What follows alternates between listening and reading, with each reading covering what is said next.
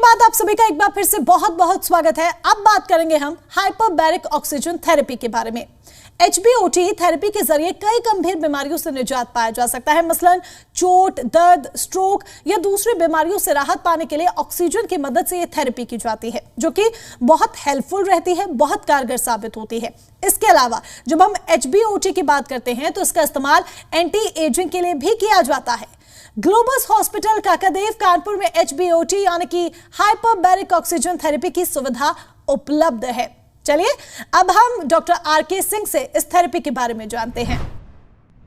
Doctor Singh, सबसे पहले बहुत जरूरी है यह समझ लेना कि HBOT है क्या, तो जरा डिटेल से हमें समझाइए कि HBOT है क्या।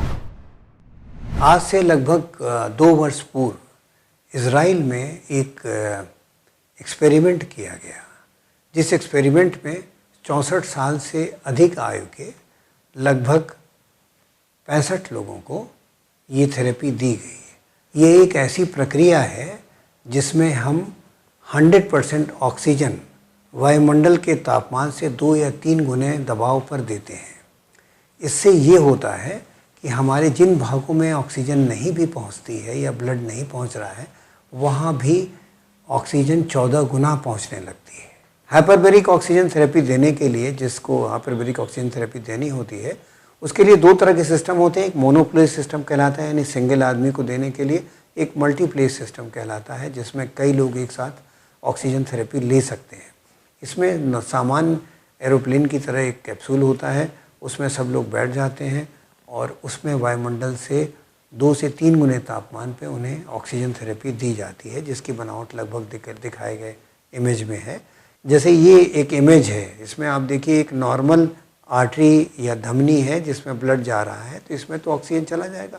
लेकिन बहुत सी ऐसी ओल्ड एज की डिजीज़ हैं जिनमें ब्लड सर्कुलेशन या धमनियाँ नैरो हो जाती हैं, या ऐसी बीमारियां होती हैं जिनसे ब्लड आगे पूरा नहीं जाता है। उनमें भी प्लाज्मा यानी खून में मौजूद जो द्रव्य होता है, उसके माध्यम से ऑक्सीजन आगे पहुंचने लगती है। तो सुनने में थेरेपी तो बहुत दिलचस्प लग रही है, तो यकीनन इसके फायदे भी होंगे। तो जरा बताइए कि HBOT के और क्या क्या फायदे हैं। HBOT का बहुत सारे फायदे हैं, हम एक एक करके आपको बताते हैं।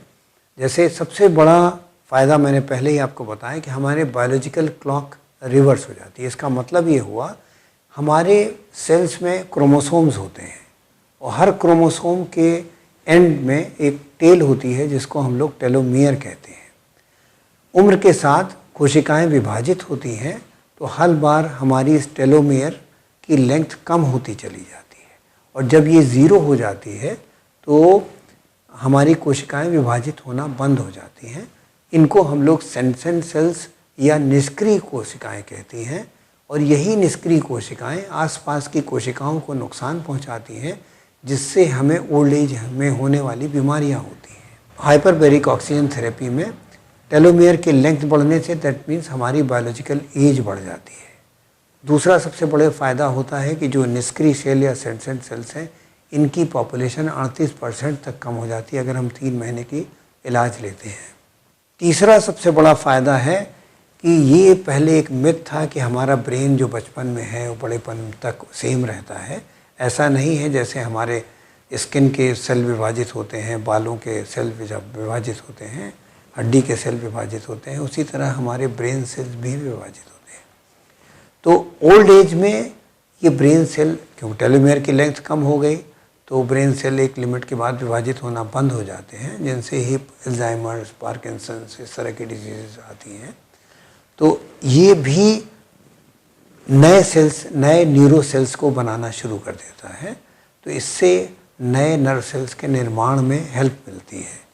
तो इस वजह से इन बीमारियों के ठीक होने में काफ़ी सुविधा होती है। एक और सबसे बड़ा इम्पॉर्टेंट फ़ायदा होता है, हमारी हर कोशिका के अंदर माइटोकॉन्ड्रिया होते हैं, जिन्हें आमतौर पर लोग सेल का पावर हाउस कहते हैं, और जितनी हमारी एनर्जी है वो उसी से आती है। हाइपरबैरिक ऑक्सीजन थेरेपी लेने के बाद नंबर ऑफ माइटोकॉन्ड्रिया भी बढ़ने लगते हैं। इसलिए जब हर सेल में माइटोकॉन्ड्रिया बढ़ जाएंगे तो आपका एनर्जी लेवल, आपका एक्टिविटी लेवल, आपका स्टेमिना सभी कुछ बढ़ जाएगा। तो ये बहुत बड़ा फ़ायदा है जो हमको हाइपरबैरिक ऑक्सीजन थेरेपी से मिलता है। डॉक्टर साहब, जब हम HBOT की बात करते हैं तो रिवर्स एजिंग के अलावा इसके और किन रोगों में उपयोगिता है? हाँ, रिवर्स एजिंग के अलावा बहुत से ऐसे रोग हैं जिनमें इनकी उपयोगिता पाई गई है और पिछले 20-25 वर्ष में बहुत सारे रिसर्च और अनुसंधान हुए हैं जिनमें ये पाया गया कि इसके 8 प्रूवन बेनिफिट्स हैं जिनका अल्टीमेटली हमारी बीमारियों को कंट्रोल करने में फ़ायदा होता है। पार्किंसंस डिजीज़, अगर अर्ली स्टेज में मरीज़ पार्किंसंस डिजीज़ के लिए हाइपरबेरिक ऑक्सीजन थेरेपी लेता है तो अन्य दवाओं के साथ इसका इलाज लेने पर पार्किंसंस डिजीज़ ठीक हो जाती है। इसी तरह से सेकेंड इम्पॉर्टेंट चीज़ है अल्जाइमर्स डिजीज़, जिसमें आपने सुना होगा कि उन्हें याद नहीं रहता, भूल जाते हैं और अपने पे कंट्रोल नहीं रहता है, पहचानना भूल जाते हैं। तो ये सब चीज़ें भी अगर समय रहते इसका ट्रीटमेंट शुरू कर दिया जाए तो अल्जाइमर्स डिजीज़ भी अपनी जगह रुक जाती है और काफ़ी हद तक मरीज़ ठीक हो जाते हैं। डायबिटीज़ मेलाइटस या डायबिटीज़ या शुगर वाली तकलीफ़ में भी ये बहुत कारगर होते हैं। इनमें स्टेम सेल प्रोडक्शन बढ़ जाता है और स्टेम सेल से डायबिटीज़ में होने वाले रेपरेटिव प्रोसेस जो कि स्लो हो जाते हैं वो बेटर हो जाते हैं और कई बार डायबिटीज़ टाइप 1 में इवन बीटा सेल बनाने में भी मदद करता है और डायबिटीज़ के रेगुलेशन और कंट्रोल बहुत अच्छा हो जाता है। इसके अतिरिक्त डायबिटीज़ में जो वर्स्ट कॉम्प्लिकेशन है जैसे डायबिटिक फुट होता है, उसमें क्या होता है कि धमनियों से ब्लड जाना पैर के कुछ हिस्सों में बंद होता चला जाता है और वो क्लॉग कर जाती हैं, ब्लॉक हो जाती हैं। तो हाइपरबेरिक ऑक्सीजन थेरेपी देने के पास हम यहाँ एक एग्जांपल देते हैं आपको डायबिटिक फुट का। जैसे ही पहले पिक्चर में इसका डायबिटिक फुट ऐसा था, हाइपरबेरिक ऑक्सीजन थेरेपी के 50 सेशंस देने के बाद देखिए उसका पैर इम्प्रूव हो गया। तो ये that is how it is effective in all these disease. और अब ये सुविधा हमारे अस्पताल में उपलब्ध है, अगर कोई भी इसके लिए चाहे तो ये सुविधाएं ले सकता है। आजकल मेडिकल साइंस में नई नई दवाइयों और टेक्निक्स का इस्तेमाल आता रहा है, लेकिन अभी भी हम बुढ़ापे और बुढ़ापे में होने वाले असाध्य रोगों से परेशान हैं। क्या इस और मेडिकल साइंस में कुछ हो भी रहा है? ये जरा हमें बताइए कि कुछ वर्क है या नहीं वर्क हो रहा है। मेडिकल साइंस में इतनी तरक्की हो रही है कि हम उम्मीद करते हैं कि 2050 तक हमारे सारे ऑपरेशंस रोबोटिक मशीनों द्वारा होने लगेंगे और बहुत सारे असाध्य रोगों का इलाज संभव हो पाएगा। लेकिन ये सही है कि बुढ़ापे का सही इलाज कोई नहीं निकला है और बहुत सारी बुढ़ापा इटसेल्फ और बहुत सारी असाध्य रोग जो ज़्यादा उम्र में होते हैं, इवन बच्चों को होते हैं, उनका कोई इलाज अभी संभव नहीं है। जैसे ओल्ड एज में हार्ट डिजीज़ हो जाती है, अल्जाइमर्स डिजीज़ हो जाती है, डायबिटीज़ हो जाती है, ब्लड प्रेशर हो जाता है, सेरेब्रल स्ट्रोक हो जाता है, पार्किंसंस डिजीज़ हो जाती है। ऐसी अनेक बीमारियां हैं जिनका इलाज अभी तक परमानेंट संभव नहीं हो पाया है। हम सभी बुढ़ापे से बहुत डरते हैं और बुढ़ापे में होने वाली समस्याएं से बहुत भयभीत रहते हैं, लेकिन हम सभी जवान रहना चाहते हैं और एक्टिव रहना चाहते हैं। और इसके लिए आप देखेंगे कि बहुत से लोग दिखावटी मेकअप करना, सैलून्स में जाना, अलग अलग तरह के ट्रीटमेंट्स कराना, अलग तरह की ड्रेसेस पहनना, मेकअप करना, ये सब करते हैं। लेकिन ये सब बाहरी है, ये सब बाहरी है, अंदर से कोई चेंज नहीं आता है। तो हाँ, इन पर कैसे काबू पाया जाए, ये एक बहुत बड़ा सवाल है। और ये सवाल था, क्या हम किसी तरह से अपनी बायोलॉजिकल क्लॉक को उल्टा कर सकते हैं? तो इस पे भी काफ़ी हद तक सफलता मिली है। और चलिए अब हमारे साथ कुछ कॉलर्स जुड़ रहे हैं, उनके सवाल ले लेते हैं। सबसे पहले हमारे साथ मुरादाबाद से देशराज कुमार जुड़ रहे हैं। देशराज जी, बहुत बहुत स्वागत है आपका। सवाल कीजिए अपना। मेरे 2.5 वर्षीय बेटे को ऑटिज्म है, क्या HBOT टेक्निक से मेरे बेटे का इलाज संभव है? इन बच्चों को इस्कीमिक सेरेब्रल पैल्सी हो जाती है। जन्म के समय दिमाग में ऑक्सीजन कम पहुंचने से उसका कुछ भाग कम विकसित होता है, जिससे उन्हें चलने फिरने, उठने, बोलने, बात करने सभी में समस्या होती है। अगर ये मरीज़ या बच्चे शुरू में हाइपरबेरिक ऑक्सीजन थेरेपी लेते हैं तो इनको बहुत फ़ायदा होता है। आमतौर पे क्योंकि बच्चे अकेले इस मशीन में नहीं बैठ सकते हैं तो उनके साथ उनके मदर या फादर या पेरेंट्स को बैठना होता है और इसमें एक स्पेशल तरह का हुड दिया जाता है जिसे बच्चा देख सकता है, बोल सकता है, खेल सकता है और उसमें बैठे बैठे खेल खेल में ही ये थेरेपी दे दी जाती है। उसके साथ उनको अलग से कोऑर्डिनेशन एक्सरसाइजेज और कराई जाती हैं जिससे सुधार होने लगता है। और लखनऊ से अब हमारे साथ अंकिता गुप्ता जी जुड़ रही हैं। अंकिता जी, आपका सवाल। मुझे मेरी उम्र के मुकाबले रिंकल्स ज्यादा हो रहे हैं, क्या HBOT ट्रीटमेंट से मेरी स्किन पर कोई फर्क पड़ेगा?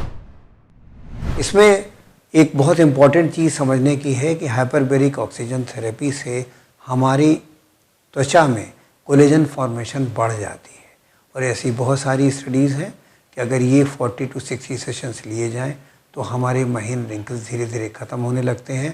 और सबसे बड़ी बात है कि ये बंद नहीं होता, ये कंटिन्यूड रहता है फॉर ईयर्स टुगेदर। तो हाइपरबैरिक ऑक्सीजन थेरेपी लेने से आपको डेफिनेटली जो रिंकल्स की समस्याएं हैं काफ़ी हद तक सुधर जाएंगी। और इसके बाद अगली कॉलर अब हमारे साथ है कानपुर से 51 साल की कमला सिंह। कमला जी, स्वागत है आपका, सवाल कीजिए अपना। नमस्ते सर, मैं हाउसवाइफ हूँ। घर में 2 से 3 घंटे काम करते करते मुझे थकावट होती है, तो क्या HBOT ट्रीटमेंट से मुझे कुछ फ़ायदा होगा? जैसा कि मैंने अपने डिस्कशन में पहले बताया था कि ये माइटोकॉन्ड्रियोजेनेसिस भी करता है। हमारे कोशिकाओं में मौजूद माइटोकॉन्ड्रिया या पावर हाउस ही रिस्पॉन्सिबल होता है हमारे एनर्जी लेवल के लिए। और उम्र के साथ हमारे नंबर ऑफ माइटोकॉन्ड्रिया कम हो जाते हैं तथा माइटोकॉन्ड्रिया की फंक्शनल कैपेसिटी भी ऑप्टिमम नहीं रहती है, बहुत अच्छी नहीं रहती है। इन दोनों में हाइपरबैरिक ऑक्सीजन थेरेपी लेने से इनका फंक्शन भी इम्प्रूव हो जाता है और इनके नंबर्स भी डे बाय डे बढ़ने लगते हैं। तो लिहाजा आपको हाइपरबैरिक ऑक्सीजन थेरेपी लेने से आपका एनर्जी लेवल काफ़ी बढ़ जाएगा और आप धीरे धीरे पहले 30-35 साल वाली उम्र की अवस्था में पहुंच सकती है।